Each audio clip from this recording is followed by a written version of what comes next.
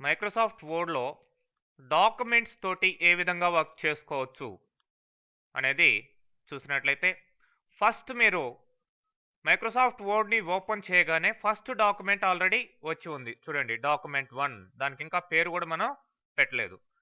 Okay, దీన్ని మనం ఈ యొక్క వర్కింగ్ ఎన్వైరాన్మెంట్లో టైప్ చేసుకొని యూజ్ చేసుకుందాం. సంథింగ్ దిస్ ఈజ్ ఇట్లా సమ్ ఇన్ఫర్మేషన్ మీరు టైప్ చేయండి. టైప్ చేసిన తర్వాత ఆల్రెడీ ఒక డాక్యుమెంట్ వచ్చింది కాబట్టి దీన్ని సేవ్ చేద్దాం. దీంట్లో ఇన్ఫర్మేషన్ కూడా సమ్ ఉంది. సేవ్ చేయాలంటే ఆఫీస్ బటన్ మీద క్లిక్ చేయండి. ఇక్కడ సేవ్ ఆప్షన్ ఉంది. లేదంటే మీరు క్విక్ యాక్సెస్ టూల్ బార్ని కూడా ఈ బటన్ తీసుకొని కూడా సేవ్ చేయొచ్చు. ఓకే, ఇక్కడ సేవ్ అని ఇస్తున్నాను. సో ఇది ఈ డాక్యుమెంట్కి క్లాస్ 1 అని నేమ్ ఇచ్చాం. అంటే ఆ యొక్క ఫైల్ నేమ్ అనమాట క్లాస్ 1 అనేది. సేవ్. చూడండి ఇప్పుడు ఏమైంది, టైటిల్ బార్లో క్లాస్ 1 అని రావడం జరిగింది. మరి ఈ యొక్క క్లాస్ 1 అనే ఫైల్కి ఎక్స్టెన్షన్ ఏముంటుందంటే docx అని ఉంటుంది. ప్రీవియస్ వర్షన్లో అయితే అంటే ఆఫీస్ 2003 కావచ్చు, అంతకు ముందు ఉన్న ఆఫీస్ ఎక్స్పీ కావచ్చు, వాటిలంతా కూడా DOC ఎక్స్టెన్షన్ మాత్రమే ఉంటుంది. ఇప్పుడు DOCX అనే ఎక్స్టెన్షన్ తోటి ఈ యొక్క ఫైల్ సేవ్ అయి ఉంటుంది. ఎక్స్ మీన్స్ ఇక్కడ XML అనమాట.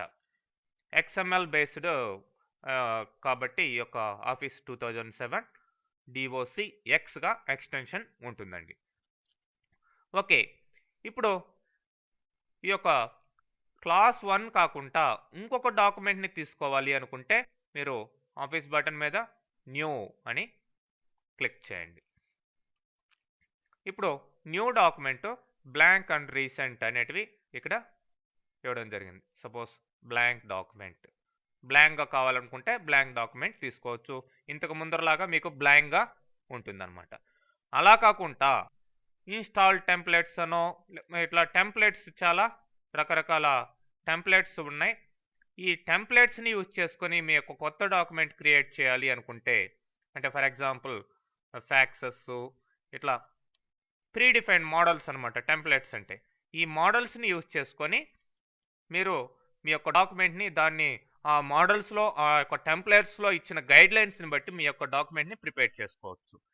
ఫర్ ఎగ్జాంపుల్ ఈక్విటీ రిపోర్ట్, దీన్ని క్రియేట్ అందాం. సో ఈక్విటీ రిపోర్టు ఏ విధంగా ఉంటుంది, ఏ స్టైల్లో ఉంటుంది అనేది ఇక్కడ ఆ స్టైల్స్ అంతా కూడా ఇచ్చేయడం జరుగుతుంది. మీరు suppose type the document title here, ఆ డాక్యుమెంట్ టైటిల్ ఇక్కడ టైప్ చేయాలి, సబ్ టైటిల్ ఇట్లా. ఓకే, ఈ విధంగా ప్రీడిఫైన్ టెంప్లెట్ ఉంటుంది. ఈ మ్యాటర్ అంతా కూడా మీరు మార్చుకోవాల్సిన అవసరం ఉంటుంది. మరి ఇంతకు ముందర ఆల్రెడీ మన డాక్యుమెంట్ ఒకటి ఉంది, ఇదొక డాక్యుమెంట్ ప్రిపేర్ చేసాం. అంటే మనకి ఇప్పుడు ఎంఎస్ వర్డ్లో సైమల్టేనియస్గా ఒకేసారి 2-3 డాక్యుమెంట్స్తో కానీ అంతకంటే ఎక్కువ డాక్యుమెంట్స్తో వర్క్ చేసుకోవచ్చు.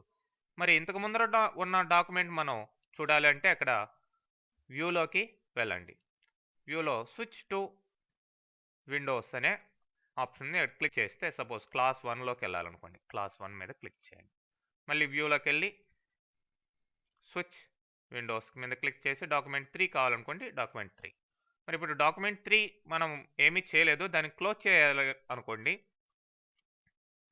ఇక్కడికి వచ్చి ఆఫీస్ బటన్ మీద క్లోజ్.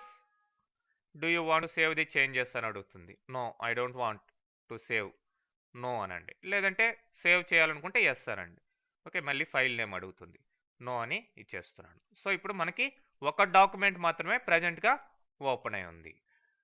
మరి ఈ డాక్యుమెంట్కే ఇంకొక పేరు పెట్టాలి అనుకోండి, సేవ్ యాజ్ అని ఇక్కడ ఒక ఆప్షన్ ఉంది.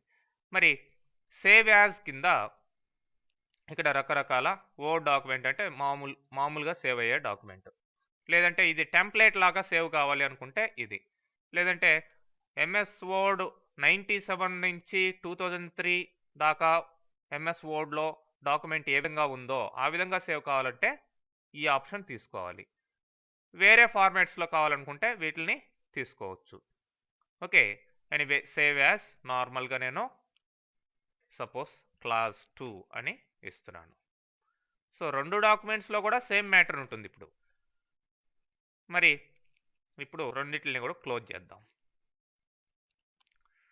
సో రీసెంట్గా ఉన్న డాక్యుమెంట్ క్లోజ్ అయిపోయింది. ఇప్పుడు ఏం లేదు, బ్లాంక్. మళ్ళీ ఓపెన్ చేయాలనుకోండి, ఆఫీస్ బటన్ మీద క్లిక్ చేసి ఓపెన్ ఆప్షన్ తీసుకోండి. మీరు షార్ట్ కట్స్ కూడా యూజ్ చేయొచ్చు, చాలా సింపుల్గా ఉంటాయి. ఫర్ ఎగ్జాంపుల్ ఇక్కడ చూడండి, షార్ట్ కట్ దీనికి అక్కడ ప్లేస్ చేయగానే మౌస్ క్లిక్ చేయకముందరే కంట్రోల్ ఓ అని చూపిస్తుంది. కంట్రోల్ ఓ ప్రెస్ చేసినా కూడా కీబోర్డ్లో ఓపెన్ అయిపోతుంది అనమాట. మీరు ఇక్కడికి వెళ్ళి ఆఫీస్ బటన్ తీసుకొని ఇక్కడ క్లిక్ చేయాల్సిన అవసరం లేదు. అదేవిధంగా కంట్రోల్ ఎన్ అంటే న్యూ డాక్యుమెంట్, అంటే కంట్రోల్ ఎస్ అంటే సేవ్. ఈ విధంగా షార్ట్ కట్ అన్నిటికీ కూడా ఇంచుమించు షార్ట్ కట్స్ ఉంటాయి, మెయిన్ ఆప్షన్స్ అన్నిటికీ. ఆ షార్ట్ కట్స్ని యూజ్ చేసుకుని తొందరగా మీ యొక్క డాక్యుమెంట్ని